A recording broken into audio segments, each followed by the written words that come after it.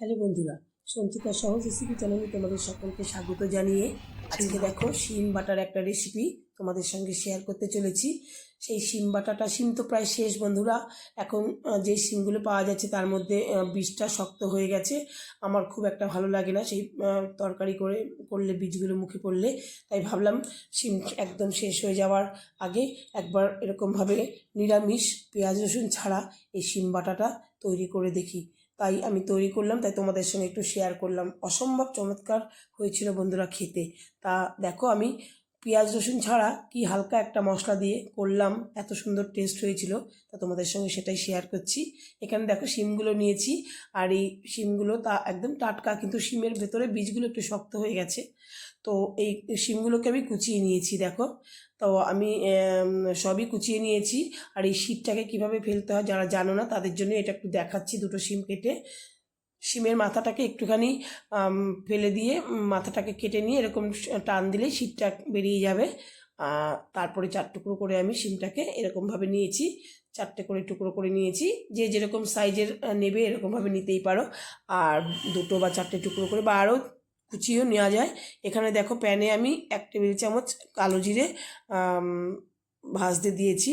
হালকা, কিন্তু একদম মিডিয়াম লো আঁচেই দিয়েছি, কারণ এটা নাহলে পুড়ে যাবে। আমি কালো জিরাটাকে হালকা একটুখানি সুগন্ধ বের হওয়া পর্যন্ত কালো জিরাটাকে একটুখানি টেলে নিলাম। তারপরে এটা ঠান্ডা করার জন্য দিয়ে দিলাম। তারপরে দেখো আমি 2 চামচ মতন তেল দিয়েছি এখানে। খুব বেশি তেলে বন্ধুরা রান্নাটা করছি না। যারা কম তেলে রান্না পছন্দ করো তাদের জন্য কিন্তু এটা খুবই একটা সুস্বাদু খাবার, অথচ তেলটাও অনেক কম লাগছে। তো তারপরে আমি দেখো সেই তেলটা একটু গরম হওয়ার পরে 2 শুকনো লঙ্কা ফোড়নে দিলাম। তো লঙ্কা দুটো একটু ভাজা ভাজা হওয়ার পরে আমি এখানে যে আমি শিমগুলোকে কেটে রেখেছিলাম সেই শিমগুলোকে কিন্তু আমি দিয়ে দেব। শিমগুলোকে দিয়ে আমি নাড়াচাড়া করতে থাকবো একটু কালারটা চেঞ্জ হওয়া পর্যন্ত, আর তেলটার সঙ্গে একদম শিমটা একদম মিশে যাওয়া পর্যন্ত আমি একটু নাড়াচাড়া করে নেব। বন্ধুরা, এতক্ষণ যারা তোমরা দেখছো ভিডিওটা, একটা লাইক দিয়ে দিও, আর ছোট্ট একটা কমেন্ট করে জানিও যে তোমাদের এই শিম বাটা কার কার ভালো লাগে। হ্যাঁ, এবার আমি দেখো একটু কালারটা চেঞ্জ হয়ে এসেছে, একটু হলদেটে ভাব চলে এসেছে। এবার আমি 2 টমেটো কেটে রেখেছিলাম, সেই টমেটো দুটো দিয়ে দেবো। টমেটোটা দিয়েও আমি একটু নাড়াচাড়া করতে থাকবো শিমটা মোটামুটি ভাজা হওয়া পর্যন্ত, কারণ আমি এইটাকে আগে খুব ভালো করে ভেজে নেব বন্ধুরা।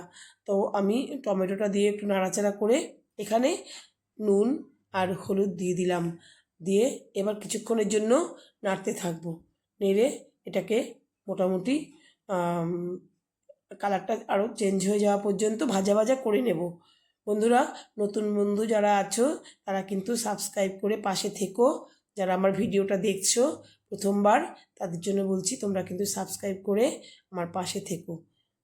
এবার যে কালো জিরেটা আমি টেলে নিয়েছিলাম সেটা ঠান্ডা হয়ে গেছে। দেখো এবার আমি পাটাতে আমি এটাকে বেটে নিচ্ছি। বন্ধুরা, একটুখানি তো কালো জিরে, তো এটাকে মিক্সিতে বাটতে গেলে তো অসুবিধা, এইটুকু ঠিক মতন হবে না, তাই আমি শিলে এটাকে বেটে নিলাম।